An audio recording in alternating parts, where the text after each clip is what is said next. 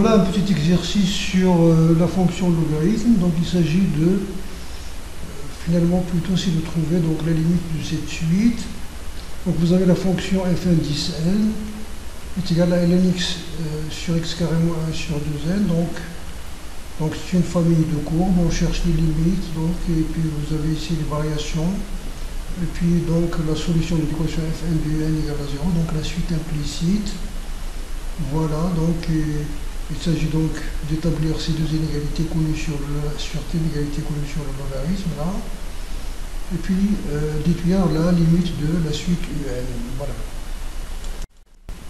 Alors voilà pour cette première question, la limite en plus l'infini de fn du x pour tout n bien sûr appartenant à n étoile. C'est la limite de ça. Donc on va décomposer ici pour faire apparaître la limite usuelle. Vous avez ici lnx sur x, la limite au sextant vers plus l'infini égale à 0. Donc vous avez ici la limite de 1 sur x c'est 0.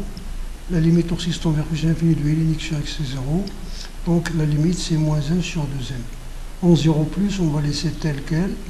Vous avez 1 sur x carré, il n'y a pas d'indétermination parce que vous avez moins l'infini sur 0, il n'y a pas d'indétermination. Donc c'est le numérateur, c'est-à-dire si nous avons 0 sur 0, c'est une indétermination, l'infini sur l'infini. Mais s'ils sont différents, la limite, c'est le numérateur avec la règle du signe. C'est-à-dire par exemple l'infini sur 0, c'est l'infini avec la règle des signes, et 0 sur l'infini, c'est 0. Bien. Alors vous avez donc ça, moins l'infini. Donc l'interprétation graphique, la courbe C de f admet une asymptote horizontale d'équation y égale à moins 1 sur 2n et une asymptote verticale d'équation x égale à... Donc voilà, donc les courbes CN, finalement ce sont beaucoup de courbes, c'est-à-dire c'est une famille de courbes, ça dépend à chaque fois qu'on donne à n une valeur, on tue une courbe. Mais tout est là, de mettre une asymptote horizontale d'équation y égale moins 1 sur 2n, voisinage de plus l'infini, une asymptote verticale d'équation x égale à 0.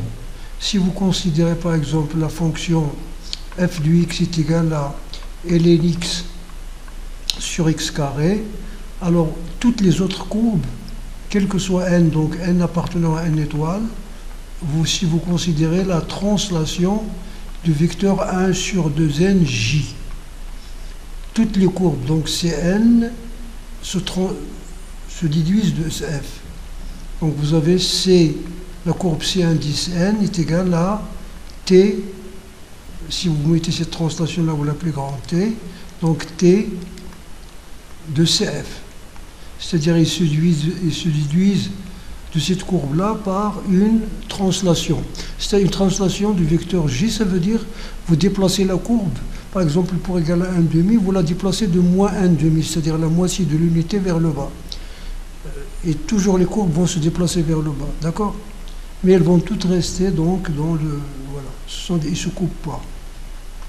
Alors la position relative des courbes, vous avez ici, donc quel que soit n supérieur ou égal à 4, mais c'est vrai pour tout n appartenant à n étoile, vous avez là, quel que soit x appartenant à 0 plus l'infini, f1 10n plus 1 du x moins f1 du x est égal à ln du x sur x carré, moins 1 sur 2n plus 1, moins ln du x sur x carré, plus, donc moins 1 sur 2n.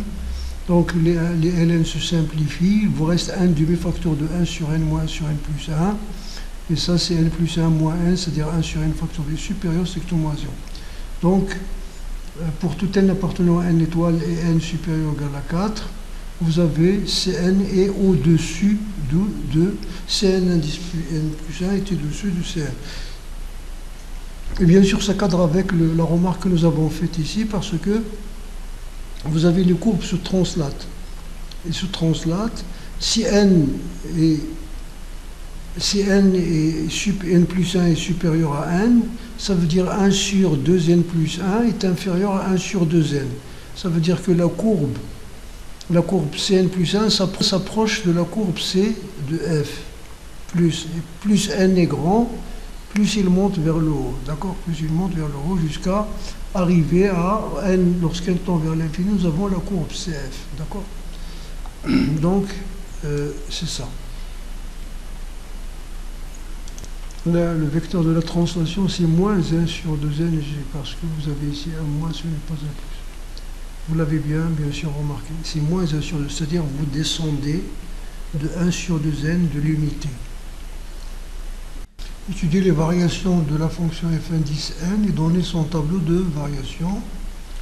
Alors pour tout entier naturel non nul n, f1,10n est dérivable sur 0 plus l'infini, comme rapport de deux fonctions donc usuelles élémentaires, à savoir donc ln de x et la fonction x carré, donc qui sont toutes les deux dérivables sur 0 plus l'infini. Très bien. Quel que soit n appartenant à n étoile, quel que soit x supérieur strictement à 0, f1,10n de x, c'est la dérivée de moins 1 sur 2n étant une constante, donc c'est 0. Donc vous avez ça. Donc 1 sur x4, la dérivée de ln x c'est 1 sur x fois x carré, moins la dérivée de x carré, donc c'est ça. Vous mettez 2 sur x au cube en facteur, vous simplifiez donc d'abord, on simplifie par x, et on met x en facteur, on le simplifie. Il va nous rester 2 sur x au cube 1 demi moins ln x. Puisque x est supérieur strictement à 0, donc x au cube aussi, vous avez f' de x, si vous voulez, ça c'est 2 sur x au carré, multiplié par 1 sur x. Voilà, puisque x est supérieur strictement à 0, il a le signe de racine de e moins x. Vous savez ici, donc 1 demi moins ln de x, c'est ln de racine de e moins x, donc il a le signe. Ici vous avez ln de x moins a, ln de x moins a c'est égal à ln de x moins ln de e à la puissance a. Donc vous avez ici donc le signe de ln de x moins a est égal à le signe de x moins e à la puissance a, du fait que donc de la conservation de la croissance de ln, parce que si racine de e est supérieure à x, ln de racine de e sera supérieure à ln de x. Très bien, on dilue le tableau de variation, donc voici le tableau de variation. Il s'annule en racine de e, donc il admet un maximum absolu. Vous avez ici positif, négatif, la limite en 0 plus c'est moins l'infini, la limite en plus l'infini c'est moins 1 sur 2n. Voilà, f de racine de e, voici l'image de racine de e. Donc c'est n moins e sur 2en. Donc à partir de n égale à 3, pour n supérieur égal à 3, vous allez avoir donc, ce maximum là, ce nombre sera positif. D'accord? Alors pour cette question-là, donc montrer, alors n étant supérieur ou égal à 4, il s'agit d'abord de montrer qu'il existe un unique un appartenant à 0 racine de e, tel que fn de un égale à 0, et ce nombre est compris entre 1 et racine de 2. Alors pour n supérieur ou égal à 4, vous avez fn est continue sur 0 plus l'infini, est strictement croissante, fn est continue sur 0 racine de e, car il est continu sur racine de 2, racine de e, et fn est strictement croissante sur 0 racine de e d'après deuxièmement, donc fn est bijectif de 0 racine de e vers jn, parce qu'il dépend de n, cet intervalle, qui est égal à fn 10n de 0 racine de e. Donc c'est la limite, donc, parce que la fonction est strictement croissante, la limite en 0 plus, f de racine de e, la limite en 0 plus c'est moins l'infini, mais encore là devant vous. Donc c'est 2ne. Voilà. Alors nous avons n supérieur ou égal à 4, d'où n sur 2 sur 2ne est supérieur strictement à 0. Ensuite, 0 appartient à gn. Donc il existe un unique un appartenant à 0 racine de e, tel que fn 10n du n égale à 0, donc le théorème de la bijection continue que nous connaissons. Nous avons fn 10n de 1, soit vous appliquez le théorème des valeurs intermédiaires pour cette deuxième partie, soit vous appliquez la réciproque si vous voulez, le théorème des valeurs intermédiaires étant plus simple. Alors vous avez fn 10n de 1, donc ici, donc c'est moins 1 sur 2n, parce que ln de 1 est égal à 0. Et fn 10n de racine de 2 égale à ln racine de 2 sur racine de 2 au carré, moins 1 sur 2n. ln de 2 sur, donc c'est 1 demi ln de 2, donc ln de 2 sur 4 moins 1 sur 2n.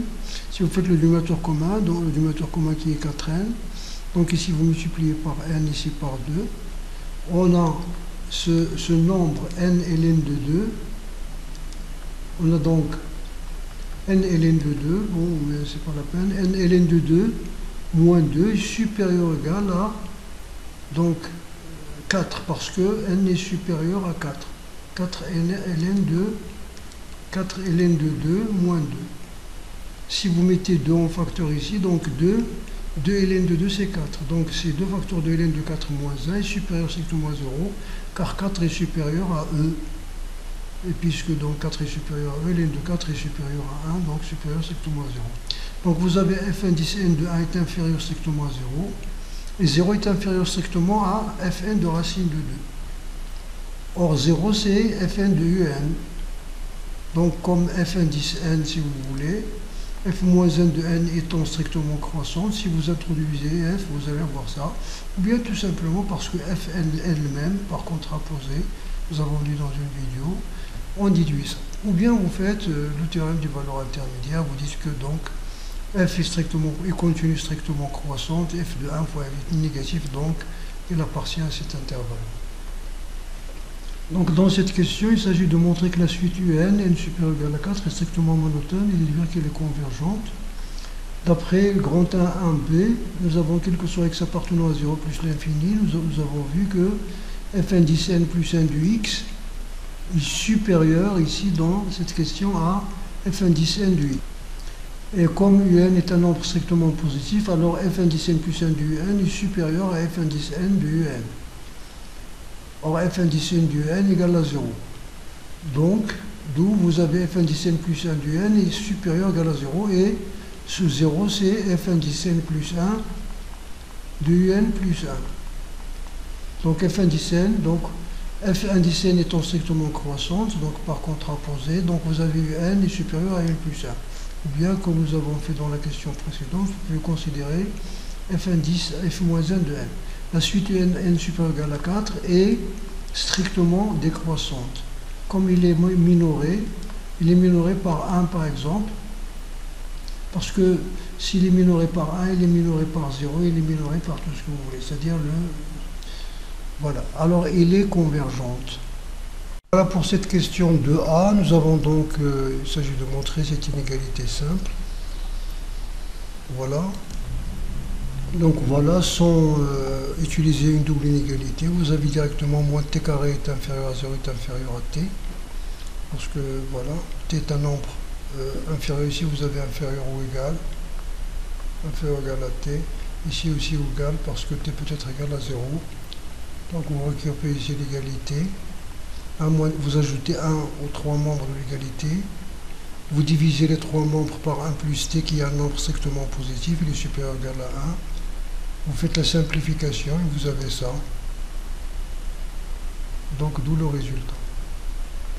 Alors, en B, donc il faut établir cette inégalité qui est assez connue. Donc soit vous utilisez les fonctions comme ça, donc vous considérez de fonction u de t égale ln1 plus t moins t, v de t égale à ln1 plus t moins t carré. Vous avez quel que soit t supérieur à 0, u' de t égale à 1 plus t moins 1 est inférieur ou égal à 0 d'après la question A. Donc cette fonction est décroissante sur 0 plus l'infini, quel que soit t supérieur à 0, u de t, vous avez donc u de t, ne conserve pas l'ordre, et inférieur, quel que soit u de t est inférieur à u de 0. U de 0 c'est 0, donc ln de 1 plus t est inférieur à t. De même, vous établissez l'autre inégalité. Donc de même, vous établissez que ln de 1 plus t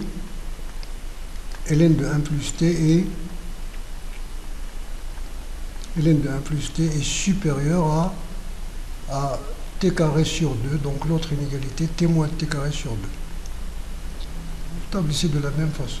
Ou bien on va considérer, voilà la deuxième méthode, c'est l'application du théorème des accroissements finis. Donc c'est une application, ici c'est une application du TAF, que vous avez dans le manuel scolaire, l'ancien manuel scolaire, le manuel en arabe. Voilà, donc vous avez ut égale ln de 1 plus t, v de t égale à t, w de t égale à t moins t sur 2, défini sur l'intervalle 0 plus l'infini, dérivable sur 0 plus l'infini, tel que u des 0 U de 0 égale V de 0 égale à 0. Donc c'est nécessaire qu'il soit égal à 0. W de 0 égale à 0. Puisque les dérivés donc, sont dans cet ordre, W' de t est inférieur d'après A, d'après la question de A, d'après de A, alors les fonctions sont dans le même ordre. Quel que soit t supérieur ou égal à 0, vous avez les fonctions donc, qui établissent l'inégalité. Donc ici, ça doit être des fonctions qui sont définies sur un intervalle A plus l'infini, tel que U de A égale V de A égale W de A égale à 0, en général. D'accord? Alors si il vérifie ça, si trois fonctions U et V sont dérivables, sur l'intervalle A continu sur l'intervalle A plus l'infini, dérivable sur A plus l'infini ouvert, tel que U de A est égal à 0, alors les fonctions sont dans le même ordre que leur dérivée. C'est une fonction, voilà, donc vous pouvez utiliser ça. Alors, la troisième question, on déduire que L, quel que soit n supérieur ou égal à 4, nous avons cette double inégalité. Donc on va utiliser, donc appliquer donc, cette formule établie en B. Voilà, donc en appliquant donc la formule B pour t égale, puisque un, pour tout n supérieur ou égal à 4, un appartient à l'intervalle 1 racine de 2, c'est-à-dire un moins 1 est supérieur strictement à 0. Donc on applique d'après B, pour t égale à un moins 1, donc vous allez voir ici un moins 1 plus 1 c'est ln de un moins 1 moins 1 demi un moins 1 au carré est inférieur à un moins 1. Donc vous avez ça, un moins 1. Ici donc voilà, il suffit de mettre le dénominateur commun, vous factorisez par un moins 1 et vous avez la formule demandée. Donc dans cette question, donc, il s'agit de montrer que cette double inégalité, un 10 n au carré sur 2n est inférieur à un moins 1 est inférieur à un au carré sur 3, n facteur de 3 moins un et déduire la limite de un. Donc pour établir cette double inégalité ici, donc d'abord nous avons fn de un égale à 0, ça veut dire donc ça, ln de un sur un carré moins 1 sur 2n égale à 0. Ça veut dire que ln de un est égal à 1 sur 2n un carré. Dans l'inégalité que nous avons établie dans le troisièmement, donc cette inégalité-là, on va la prendre donc, c'est-à-dire les deux inégalités séparées. Donc la première, ça va nous donner 1 demi n moins 1 facteur 3 moins n est inférieur à ln de n. De un, on remplace donc ln de n par sa valeur.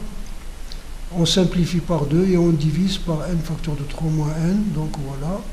On a divisé ici parce que un est compris entre moins racine de 2, ça veut dire 3 moins un, c'est-à-dire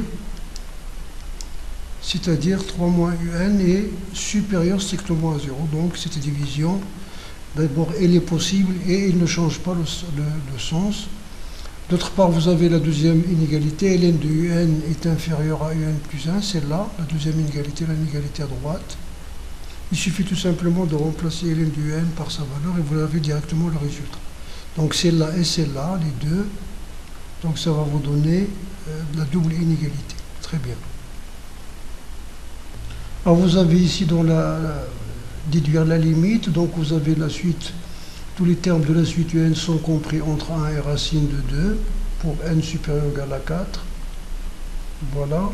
Donc ceci implique que le carré donc, est compris entre 1 et 2. Et si vous inversez 3 moins un, vous avez un double inverseur d'inégalité, donc vous restez à votre place. Ou si vous voulez, vous avez moins un est compris entre moins racine de 2 et moins 1. Vous ajoutez 3, donc vous allez avoir 3 moins racine de 2 et 2. Vous inversez, vous allez avoir 1 demi et 1 sur 3 moins racine de 2, c'est évident. Et 1 sur 3 moins racine de 2, c'est, si vous voulez, il est inférieur à 3 moins racine de 2, c'est 3 plus racine de 2 sur 6, parce que 3 moins racine de 2, c'est supérieur à 1. Donc ça, c'est inférieur à 1. Donc vous avez ça, donc vous avez 1 sur 2n est inférieur à 1 sur 2n u carré, parce que u carré et 1 est inférieur à u carré. Le voici. Et vous avez un carré sur 3 moins un, celui-là, le numérateur est inférieur à 2. 1 sur le dénominateur donc est inférieur à 1, donc le produit, donc vous avez 2. Par suite, un moins 1 compris entre 1 sur 2n et 2 sur n. 2 sur n. Bien sûr, comme ici, théorème des gendarmes, limite au ordre. La limite de 1 sur 2n, c'est 0. La limite de 2 sur n, c'est 0, c'est évident. Donc vous avez limite du n est égale à, limite du n et moins 1 est égal à 0. Ça veut dire limite du n est égale à 1. La suite du n est donc convergente vers 1.